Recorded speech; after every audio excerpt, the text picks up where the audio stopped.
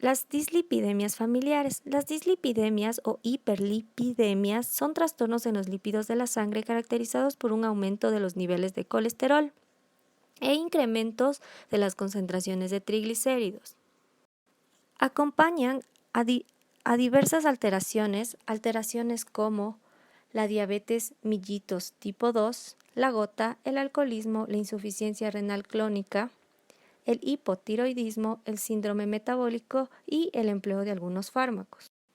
Además, su prevalencia es variable. En sujetos sanos se reportan cifras de 57,3% para la hipertrigliceridemia y de 48,7% para los hipercolesterolemia, valores más altos en pacientes con resistencia a la insulina.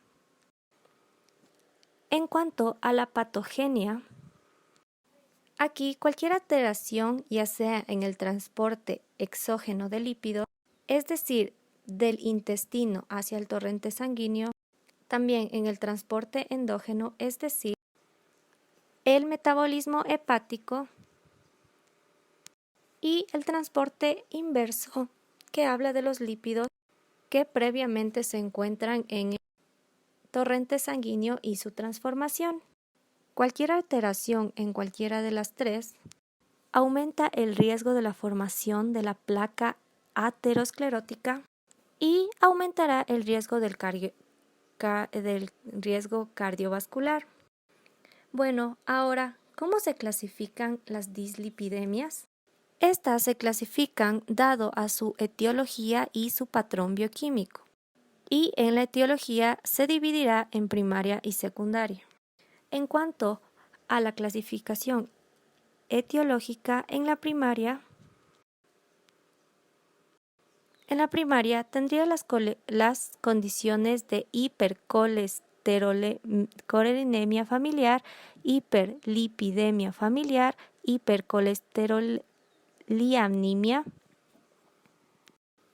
y en la segunda encontraría hipotiroidismo, calestasis, diabetes mellitus, síndrome nefrótico y los farmacéuticos. Ahora, hablando de la dislipidemia primaria, estos son el grupo de trastornos los cuales tienen un error en la síntesis y en la eliminación de lipoproteínas, en especial por alteraciones enzimáticas, receptoras y metabólicas. Ahora, en cuanto a la dislipidemia secundaria, esta es una alteración en el nivel de los lípidos sanguíneos que es consecuencia de cualquier otra enfermedad. Entre las más sobresalientes tenemos a la diabetes mellitus, hipotiroidismo, síndrome nefrótico y la farmacoterapia. Aquí, en la farmacoterapia, es importante dar a conocer que algunos fármacos pueden incrementar el riesgo de otras condiciones peligrosas como la pancreatitis. En el diagnóstico, el diagnóstico clínico de las dislipidemias se basa en los niveles séricos de las lipoproteínas y de sus lípidos o el depósito de ellos en la piel y tendones. Aquí se recomienda evaluar los niveles de colesterol total, triglicéridos y colesterol HDL en todos los pacientes adultos.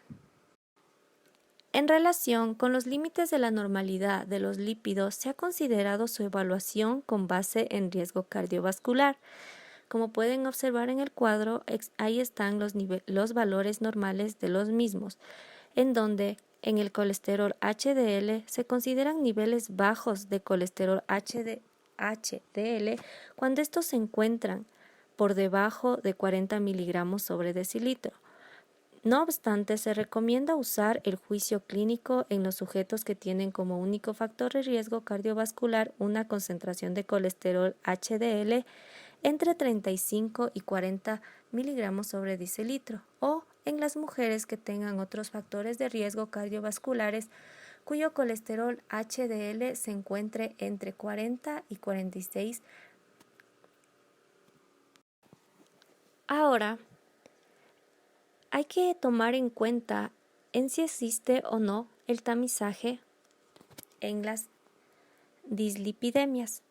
Aquí sí existe. Esto es a partir de los 20 años de edad en adelante.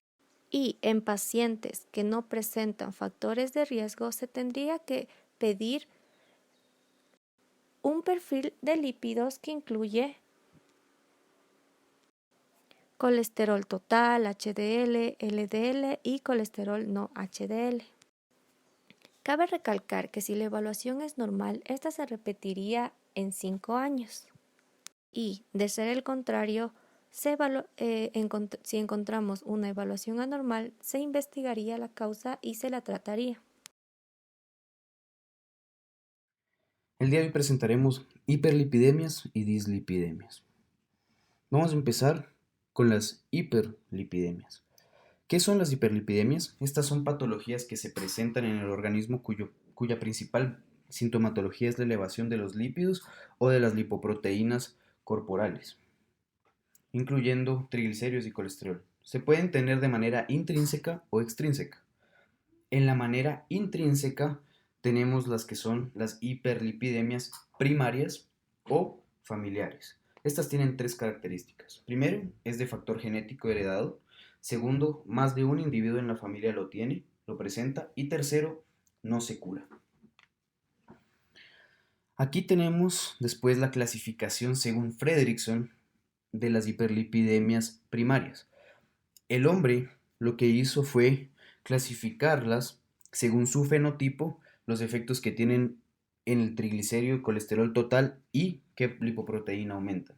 Como podemos ver, de fenotipo 1 aumentan kilomicrones, de 2A las LDL, que son las más comunes, de tipo 2B, VDL, LDL y LDL, 3 beta VLDL o IDL, 4 VLDL y por último quinto aumentan los kilomicrones y VLDL. Por lo general, fenotipo 1 y 5 son las hipertrigliceridemias. Por lo general siempre aumentan triglicéridos y colesterol total, aunque no siempre. Aquí tenemos de las hiperlipidemias las que se denominan hipercolesterolemias, que tienen 3 principales representantes. Primero está la hipercolesterolemia familiar, que se da por una falla en el receptor LDL, lo que no permite que se elimine esta lipoproteína del cuerpo, por lo tanto se acumula con una prevalencia muy alta. Después está el efecto familiar de ApoB, también es genético, tiene una falla en el gen mutado de ApoB100, que genera el mismo efecto que la hipercolesterolemia familiar, que es decir, aumento de la LDL. Y por último, la hipercolesterolemia poligénica, que puede ser de presentación asintomático. Muchas personas en el mundo la poseen y su principal efecto es aumento del colesterol. Esta tiene diferentes fuentes de donde se puede adquirir, pero igual es de mutaciones. Las principales patologías que presentan son de riesgo cardíaco. Las hipercolesterolemias familiar y de gen ApoB lo que presentan es arteriosclerosis, porque puede ser un infarto, y la poligénica presenta una posible isquemia cardíaca temprana. Después vamos con las hipertrigliceridemias. Estas son de igual de factor genético. Estas son más comunes de fenotipo 1 y 5. Por lo general, la más común es deficiencia familiar de LPL. Esta deficiencia genera que no se metabolicen los kilomicrones, por tanto, esta es la lipoproteína que se empieza a acumular, kilomicrones. De igual manera, la deficiencia de ApoC genera un similar síntoma a la primera. Se acumulan kilomicrones y VLDL. Y por último, la hipertrigliceridemia familiar, muy parecida a la poligénica que vimos anteriormente, de efectos diversos y presenta acumulaciones de kilomicrones. Las patologías que se presentan, la más común y la más tratada y vista es la pancreatitis aguda. Entonces, a continuación, yo les voy a hablar sobre las hiperlipidemias secundarias y las hiperlipidemias adquiridas. Entonces, empecemos primero hablando sobre las hiperlipidemias secundarias. Entonces, en las secundarias tenemos que destacar que alrededor del 70% de las dislipidemias detectadas son secundarias. Entonces, ¿qué queremos decir con esto? Que son consecuencias de la presencia de otra patología de base. Son las dislipidemias más frecuentes y se asocian a un amplio espectro de situaciones fisiológicas, desórdenes metabólicos y patologías, como se puede observar en esta tabla.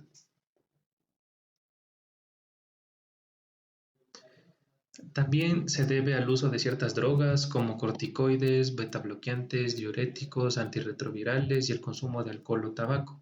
En muchos casos se conoce el mecanismo que generan las dislipidemias y en algunos casos no se conoce. Luego tenemos las adquiridas.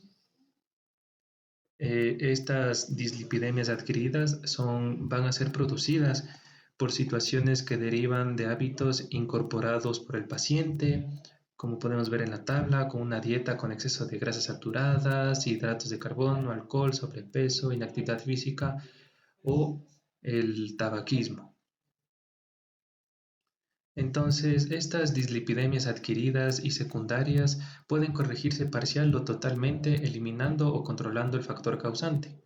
La utilidad de este tipo de clasificación es que permite orientar el tratamiento, mientras que en las dislipidemias primarias los tratamientos no solo van a consistir en medidas higiénico-dietéticas y farmacológicas, sino también en terapéuticas específicas y complejas. En las dislipidemias adquiridas y secundarias, el tratamiento se orienta hacia la causa de base que genera la alteración lipídica.